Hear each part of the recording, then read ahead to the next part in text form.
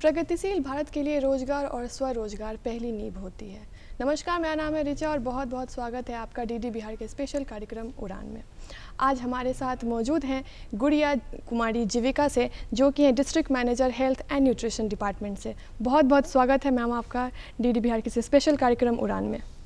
सभी को नमस्कार। मेरा नाम गुड़िया कुमारी है, जिला प्रबंधक स्वास्थ्य एवं पोषण जीविका पटना। मैम, आपका तो हमेशा से गांव में जाना होता है और वहाँ के लोगों से मिलना होता है, तो रोज़गार को लेके वहाँ पे क्या मनस्थिति है, मतलब क्या लोग सोचते हैं?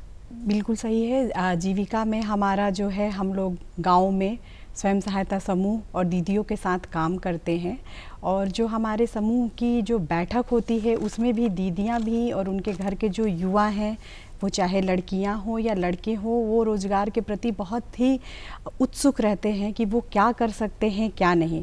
एक आम तौर पे जो मन स्थिति है गांव में युवाओं की या उनके माता पिता की, बिहार में हमको लगता है ज़्यादातर गांव में वो लोग यही सोचते हैं कि किसी ना किसी तरह से वो सरकारी नौकरी में आ जाए, चाहे वो सरकारी नौकरी किसी भी पद का हो। तो ये एक मन स्थिति है जिसको कि तोड़ने की ज़रूरत है। दूसरा ये है कि गांव में जो युवाओं के साथ होता है, उनको ऐसा लगता है कि शायद शहरों में जो युवा हैं उनको ज़्यादा अवसर है, वो उनसे ज़्यादा आत्मविश्वास रखते हैं और ज़्यादा आगे बढ़ सकते हैं। तो इस तरह के मन स्थिति से वो लोग जूझ रहे हैं अभी।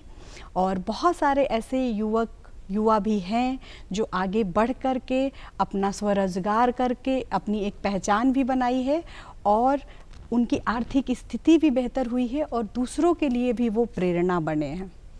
ये बात तो सही है मैम, क्योंकि अक्सर गांव में यही देखा जाता है कि हम एक चीज़ पर ज़्यादा फोकस्ड रहते हैं। तो इसमें जो भी हम लोग उनको रोज़गार प्रोवाइड करते हैं, तो किस तरह की संभावनाएं हैं जो गांव में जो महिलाएं हैं, जो दीदी हैं, जो कि युवा हैं, वो किस तरह की योजनाओं में अपने आप को देख सकते हैं? क्या क्या संभावनाएं हैं? हाँ, मेरे हिसाब से आप ग्रामीण क्षेत्रों में रोज़गार की संभावनाओं पे बात कर रही हैं।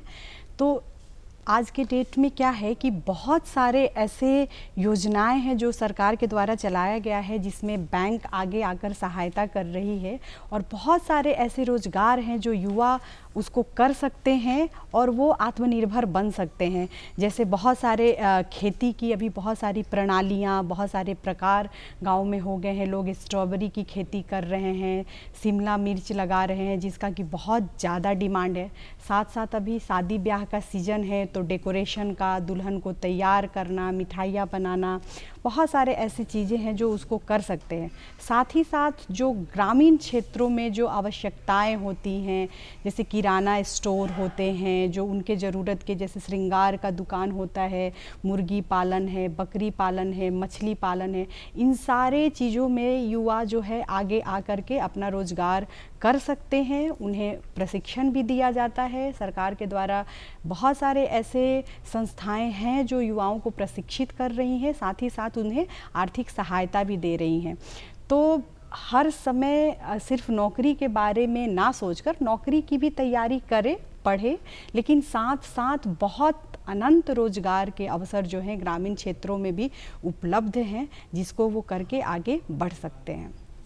मैम, अक्सर देखा गया है कि वहाँ पे बहुत सारी दिक्कतों का उनको सामना करना पड़ता है, क्योंकि शहरों में तो बहुत सारी चीज़ें हैं कि वो खुद जाके पता कर सकते हैं। तो गांव में किस तरह का प्रॉब्लम उन लोगों को फेस करना होता है? देखिए, जैसा कि मैंने पहले बताया, बहुत बार क्या होता है ना कि जानकारी के अभाव में उन्हें ऐसा लगता है कि शहरों में जो लोग हैं वो कहीं ना कहीं हमसे बेहतर हैं या हम उनके जैसा नहीं कर सकते हैं। तो इस तरह की दिक्कत एक उनको आती है। दूसरा, वहाँ पे संसाधन शहरों के हिसाब से थोड़ा कम है रोजगार के स्वरूप में। जैसे शहरों में बड़े बड़े बाज़ार हैं, गांव में हमारे छोटे छोटे हाट होते हैं। तो उस ऐसी स्थिति में उन्हें ये समझाने की ज़रूरत है कि गांव में भी जो डिमांड, तो लोग चूँकि वहाँ भी रह रहे हैं तो उनकी भी ज़रूरतें हैं, और गांव से शहरों में भी जा कर के रोज़गार किया जा सकता है, अपना मार्केट, अपना दुकान लिया जा सकता है, अपनी सर्विसेज दी जा सकती हैं। तो ये एक जानकारी का जो मुझे लगता है कि अभाव और एक आत्मविश्वास की कमी आ जाती है, और सबसे बड़ी दिक्कत आती है युवाओं में कि उन्हें सही मार्गदर्शन नहीं मिल पाता है। और एक चीज़ और मैंने अनुभव किया कि गांव में जैसे वो लोग रहते हैं, जो भी उनके बड़े हैं या जो स्कूल्स होते हैं गांव में, उनके जो शिक्षक होते हैं, ऐसे लोगों को थोड़ा सा आगे आकर के उनका मार्गदर्शन करना चाहिए, क्योंकि उनको भी नहीं समझ में आता है कि हमको क्या करना है। जैसे एक कोई लहर चलता है, अब एक बच्चे ने कुछ किया और वो आगे बढ़ा तो सब वही करना चाहते, तो एक कहीं ना कहीं एक आइडेंटिफाई नहीं कर पा रहे हैं आज के युवा कि उनकी प्रतिभा किस चीज़ में है, उनकी रुचि किस चीज़ में है। तो ये एक ज़रूरत है कि ग्रामीण क्षेत्रों में जितने भी युवा हैं वो अपने अंदर की प्रतिभा को पहचाने, अपनी रुचि को पहचाने, अपने माता पिता से बात करें, अपने शिक्षक से बात करें, और जो भी गांव में ऐसे लोग हैं जो उनकी मदद कर सकती है उन्हें जाके वो बात करें। ये सबसे बड़ी दिक्कत है कि वो चाहते क्या हैं, वो अपनी बातों को रख नहीं पाते। कई बार वो खुद कंफ्यूज होते हैं कि एक्चुअली वो क्या करना चाहते हैं। तो ये आइडेंटिफिकेशन ऑफ उनका इंटरेस्ट एक बहुत बड़ा चैलेंज है और क्लियरिटी नहीं होती है। तो ये चीज़ एक समस्या है जिसको कि हम लोग भी दूर करने का प्रयास करते हैं और कोशिश करते हैं कि जो भी उनके अंदर प्रतिभा है उसको हम लोग प्रशिक्षण के द्वारा और प्रखर बनाएं और उनके आत्मविश्वास को और बढ़ाएं, क्योंकि ग्रामीण युवा बहुत आत्मविश्वासी होते हैं। अगर सही मार्गदर्शन उन्हें मिल जाए, फाइनेंशियल सपोर्ट मिल जाए, तो बहुत सारे ऐसे रोज़गार हैं जो गांव में किए जा सकते हैं।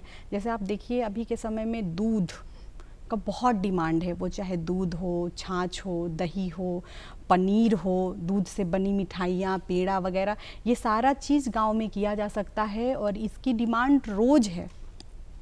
तो उसमें भी वो लोग बेहतर रोज़गार कर सकते हैं। मछली पालन है, जैसा कि मैंने पहले भी बताया, मुर्गी पालन है, बकरी पालन है, सुअर पालन है, बहुत अनंत अवसर है।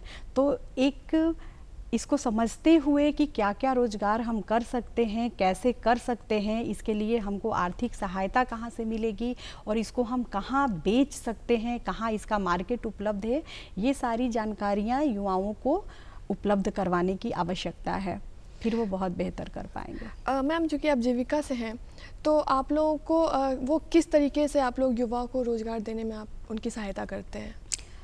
हम लोग बेसिकली दीदियों के साथ काम करते हैं और दीदी के साथ साथ हम लोग सिर्फ दीदी को फोकस नहीं करते हैं, हम लोग पूरे हाउस होल्ड को फोकस करते हैं और ये देखते हैं, क्योंकि जीविका जो काम करती है वो दीदियों के आर्थिक स्थिति को बढ़ाने के लिए, गरीबी उन्मूलन के लिए काम करती है और साथ ही साथ ये भी देखती है कि दीदी का जो आमदनी है वो बढ़े, मतलब वैल्यू एडिशन हो। तो हमारे पास एक लिस्ट होता है जो हम लोग बात करते हैं कि दीदी आपके घर में कौन कौन से हैं, बच्चे हैं तो कितने हैं, कितने पढ़े लिखे हैं, उसके हिसाब से हम लोग समय समय पर जो है स्वरोजगार मेला का भी आयोजन करते हैं। जैसा कि मैंने पहले बताया कि जो भी उनकी प्रतिभा है वो क्या करना चाहते हैं, उसके हिसाब से जो भी सरकार की योजनाएं चल रही हैं उनसे टाई अप करके उनके साथ सामंजस्य बैठा के हमारे जो ग्रामीण युवा हैं, जो हमारे दीदियों के बच्चे हैं, उन्हें हम प्रशिक्षित करवाते हैं और उसके बाद हम उनके लिए बेहतर रोज़गार जो हो सकता है वो उनको मुहैया करवाने में उनकी सहायता करते हैं। बहुत सच में ये आजकल जो ग्रामीण युवा हैं उनमें सबसे ज़्यादा आजकल आत्मविश्वास की ही वो कमी होती है कि हम शहरों के जो युवा वर्ग है उनमें कहीं हम पीछे ना रह जाएं, कहीं जो काम हम करना चाह रहे हैं वो होगा कि नहीं हो पाएगा। और सबको यही लगता है कि नौकरी का तो अवसर है ही नहीं, कोई भी जल्दी बिजनेस का या स्वरोजगार का नहीं सोचता है। तो इसमें ज़रूरत है कि युवा पहले भी मैंने कहा नौकरी का सोचे, बहुत अच्छी बात है, लेकिन बस उसी के भरोसे नहीं बैठ जाए, आगे आए और जो भी रोज़गार उपलब्ध है जिसको करने में उन्हें अच्छा लगता है, मन लगता है, वो करें। बिल्कुल मैम। और इसी कार्यक्रम में हमारे साथ मौजूद हैं एक उद्यमी, आइए उनसे भी बात करते हैं। आपका क्या नाम है? I am Soni Kumari. मेरा सोनी कुमारी घर हुआ और village post Sadawe, block Dulhinja, state Bihar, district Patna. अच्छा सोनी, आप क्या करती हैं? मशरूम का पालन करती हूँ। अच्छा, तो आप ये बताएं ना कि कहाँ कहाँ पे आप इस चीज़ को बेचती हैं? दुकानों में, लोकल मार्केट में। अच्छा। और शादी ब्याह के फंक्शन में। अच्छा। या ऑफिस वगैरह में देती हूँ। ओके, तो ये कहाँ से आपने ट्रेनिंग ली है? ये जीविका के द्वारा DDU-GKY में ट्रेनिंग लिए हैं। अच्छा, तब वो काम करने में अच्छा लगता है ये सब? हाँ, मुझे अच्छा लगता है। तो देख लीजिए, किसी मतलब रोजगार, स्वरोजगार, जब हम एक आत्मनिर्भर भारत की कल्पना करते हैं तो सबसे पहली बात यह है कि हम कोई भी कुछ भी हो, पहले हम उसको स्टार्ट करें, जिस चीज़ में हमारा मन लगता हम वो काम स्टार्ट करें। तो मैम, आप ये मेरे को बताएं कि जब आप गांव में जाती हैं, गांव के लड़कियों से बात करती हैं, वहाँ के लड़कों से बात करती है, तो उनमें किस तरह का ये रहता है कि बहुत सारे डॉक्यूमेंट्स की प्रॉब्लम्स होती है कि गाँव में उनको नहीं व्यवस्था हो पाए, तो वो किस तरीके से किसी भी संस्था से जुड़े या फिर आपकी संस्था से जुड़े?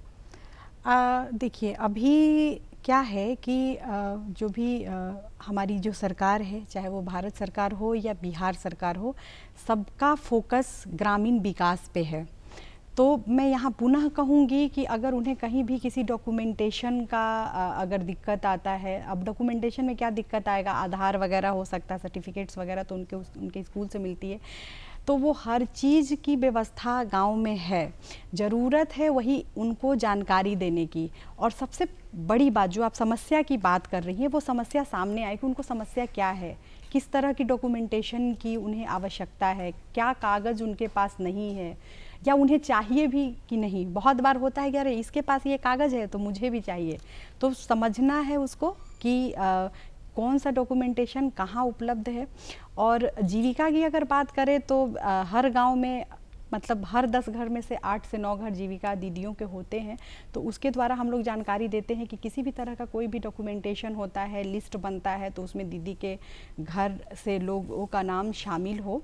और साथ ही साथ हम ये सामंजस्य बैठाते हैं कि जो भी योजनाएं हैं जो वो युवाओं के लिए हैं या युवतियों के लिए है, लड़कियों के लिए जो पर्सनल हाइजीन से लेकर के चीज़ें हैं, वो स्वास्थ्य विभाग से बातचीत करके हम लोग समूह के द्वारा उन्हें मुहैया करवाते हैं। स्वास्थ्य से याद आया कि अगर आप ग्रामीण क्षेत्रों को देखें तो वहाँ पे अधिकतर जो महिलाएं हैं वो इस चीज़ से अवेयर नहीं रहती हैं, स्वास्थ्य संबंधी चीज़ों से अवेयर नहीं रहती। तो क्या इसके लिए आपकी संस्था या फिर आप लोग किस तरीके से काम करते हैं, और इस चीज़ में कैसे हम रोज़गार उत्पन्न कर सकते हैं? हाँ, बहुत ही अच्छा देखिए सवाल है।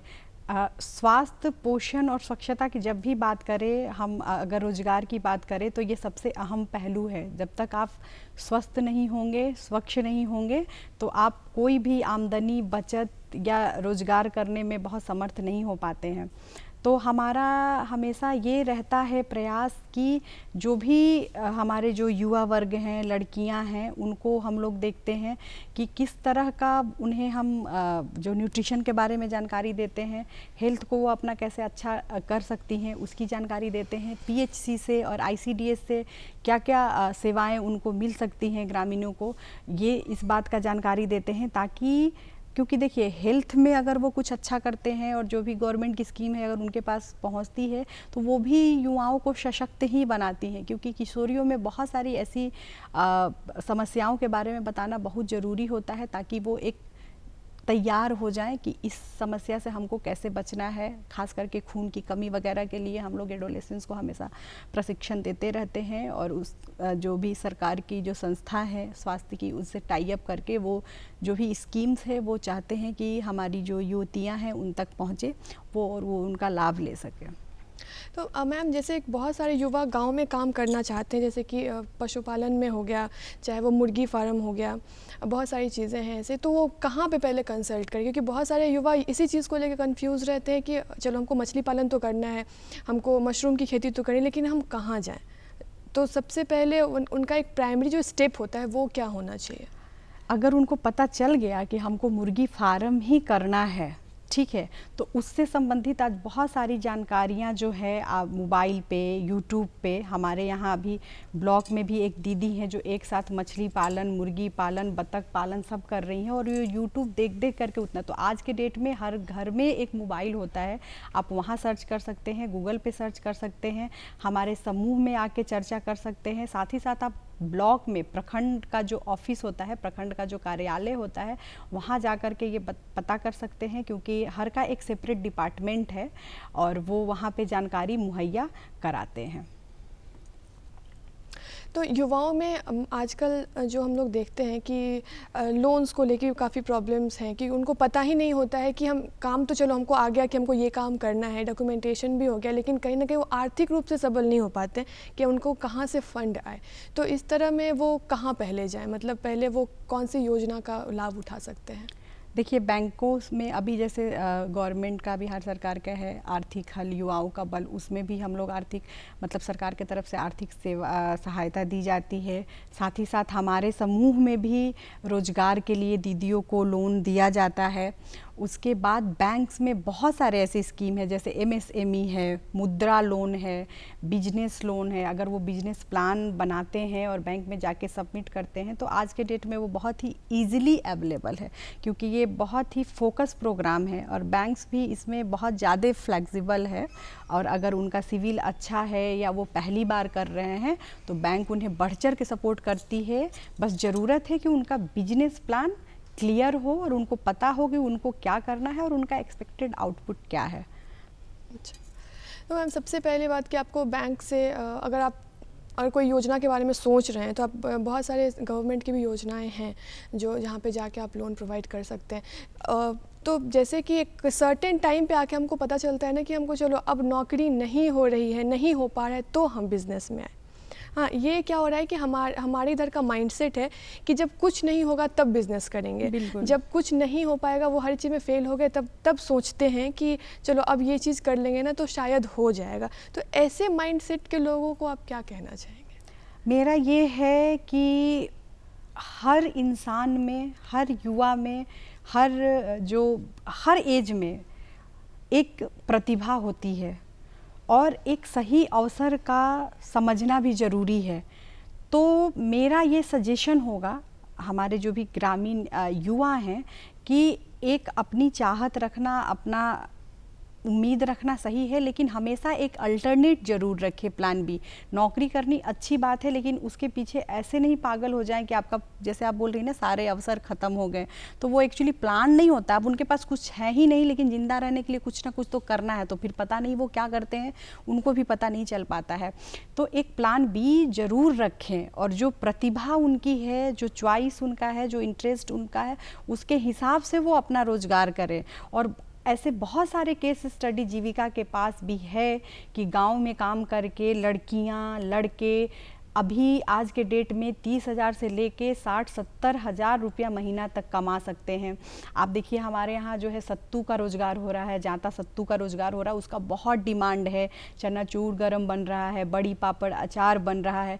तो मेरे कहने का ये है, या मेरा संदेश ये है कि आप तैयारी ज़रूर करें, लेकिन आप कुछ ना कुछ करते रहें अपने आजीविका संवर्धन के लिए, ताकि आपका जो एक रनिंग पैसा है वो आपके हाथ में रहे। वो आपको पढ़ाई में भी सहायता करेगा और आपके रोज़गार को बढ़ाने में भी सहायता करता है। और नौकरी क्या है, नौकरी में भी आप जाएंगे तो काम करेंगे और उसके बदले आपको पैसा मिलेगा। रोज़गार में है, आप जितना अधिक काम करेंगे, जितना अधिक पैसा लगाएंगे, आप नौकरी से भी ज़्यादा कमाएंगे और आप अपने गांव के युवा के लिए ही नहीं बल्कि अन्य गांवों में भी एक रोल मॉडल की तरह सामने आएंगे और लोग आगे आके सीखेंगे और वो भी रोजगार करके अपने गांव का और अपने देश का आर्थिक स्थिति जो है वो सशक्त करेंगे। अक्सर देखा गया है मैम कि लड़कियों की उड़ान में हमेशा कमी रहती है। वो बहुत कुछ करना चाहती, चाहे वो ग्रामीण इलाके में हो, शहरी इलाके में हो, तो उनके उड़ान को रोकने के लिए हमेशा कोई ना कोई खड़ा होता है। और ख़ास करके ग्रामीण इलाकों में इस चीज़ को ज़्यादा देखा गया है कि तुम को क्या करना है बिज़नेस करके, या फिर तुम क्यों करोगी। तो इस तरह की सिचुएशन से वो कैसे लड़े, मतलब वो क्या करे इस चीज़ को लेके? लड़कियों की उड़ान को तो अब कोई रोक ही नहीं सकता है, क्योंकि जो लड़कियां हैं वो जो उड़ना चाहती हैं उन्हें कोई रोक नहीं सकता है। हाँ, ये बात सही है कि चूँकि वो लड़कियां होती हैं तो हमारे समाज में एक डेफिनेशन है कि ये सर्टेन काम जो है ये लड़के करेंगे, ये सर्टेन काम है जो वो लड़कियां करेंगी, तो रोक टोक होता है। लेकिन एक बार जब अगर लड़कियां ठान लें कि मुझे ये करना ही है तो वो ज़रूर करती हैं। लेकिन हाँ, फिर भी ये स्थिति आती है, तो इसके लिए मैं ये कहूँगी कि जो भी लड़कियां करना चाहती हैं, अगर लड़के उसको कर सकते हैं तो लड़कियां भी कर सकती हैं। तो उनके माता पिता से, परिजनों से मेरा ये रिक्वेस्ट है कि आप उसकी बात को समझें। ऐसा कोई काम नहीं है। आज के डेट में हर वो काम लड़की कर रही है जो लड़के करते हैं, लड़के हर वो काम कर रहे हैं जो लड़कियां करती हैं। तो ये ऐसा कोई भेदभाव नहीं है, जिसमें वो बेहतर फील करे वो काम उनको करने दें। और ये परंपरा मतलब ऐसा नहीं है, आप हमारे इतिहास में भी जाएं तो बहुत हमारी क्षत्रानियाँ जो हैं युद्ध में लड़ी हैं, बहुत सारे ऐसे काम हुए हैं। तो ऐसा कुछ है नहीं, पहले भी ऐसे होता था।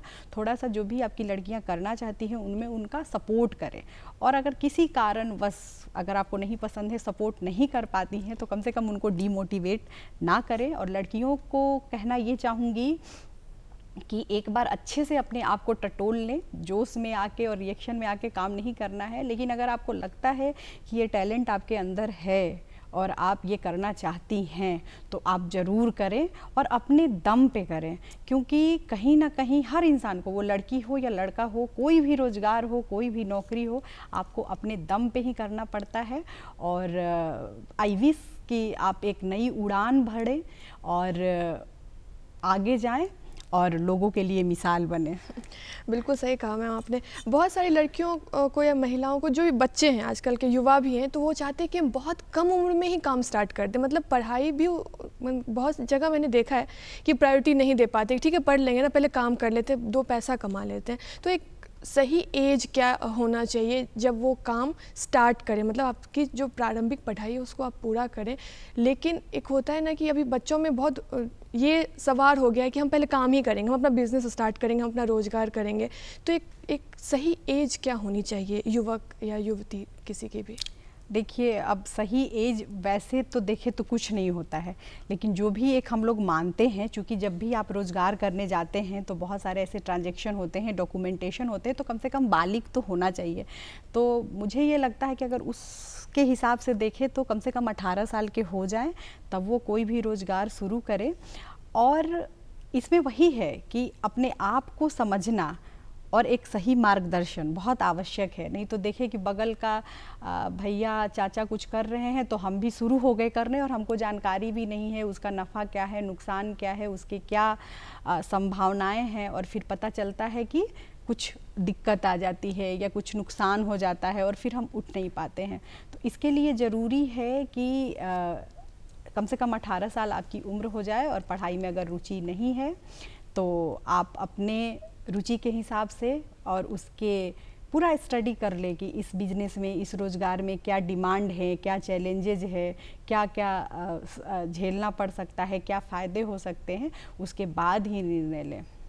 मैम बहुत ऐसा होता है कि हम लोग हाउस होल्ड के लिए जो महिलाएं काम करती है, बड़ी पापड़ अचार ये सब जो भी जिनको बनाना है वो बनाती है, तो अगर कभी कभी होता है कि उनके पास कोई सुविधा नहीं है लेकिन फिर भी वो करना चाहती है, तो ऐसे में वो क्या करें?